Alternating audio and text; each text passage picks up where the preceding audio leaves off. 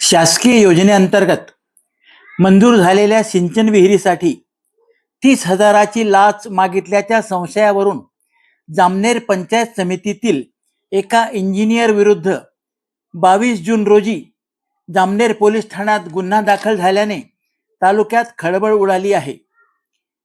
याबाबत लाचलुचपत प्रतिबंधक विभागाने दिलेल्या प्रसिद्धी पत्रकानुसार जामनेर तालुक्यातील एका शेतकऱ्याकडून पंचायत समितीत मंजूर झालेल्या प्रस्तावित विहिरीची स्थळ पाहणी करण्यापूर्वीच त्या संशयित इंजिनियर याने 30,000 स्वीकारून स्थळ पाहणी करून त्याचे फोटो काढून घेतले होते.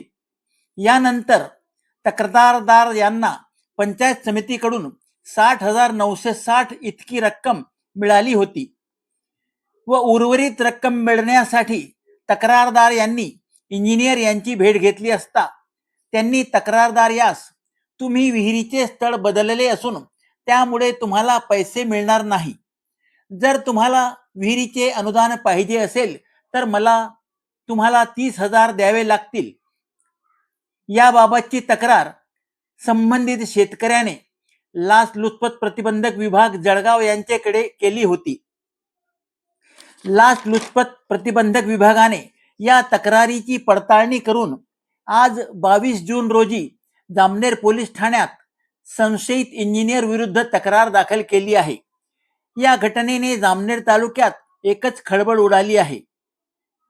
लाचलुचपत प्रतिबंधक विभागाचे नंदुरबार येथील पोलीस निरीक्षक रेश्मा अवतारे यांनी याबाबत जामनेर पोलीस ठाण्यात फिर्याद दाखल केली असून या प्रकरणाचा तपास आता जामनेर पोलीस करत आहे. जामनेर पंचायत समितीतील या प्रकाराने शेतकऱ्यांमध्ये नेहमीच एक ओरड असायची की सिंचन विहीर असो किंवा गोठा असो याच्या मंजुरीसाठी किंवा इतर कामासाठी पैशाची मागणी केली जाते. याबाबत त्रस्त शेतकऱ्यांनी उचललेले हे पाऊल स्वागतार्ह असेच म्हणावे लागेल. याकडे प्रशासनाने लक्ष देणे गरजेचे आहे.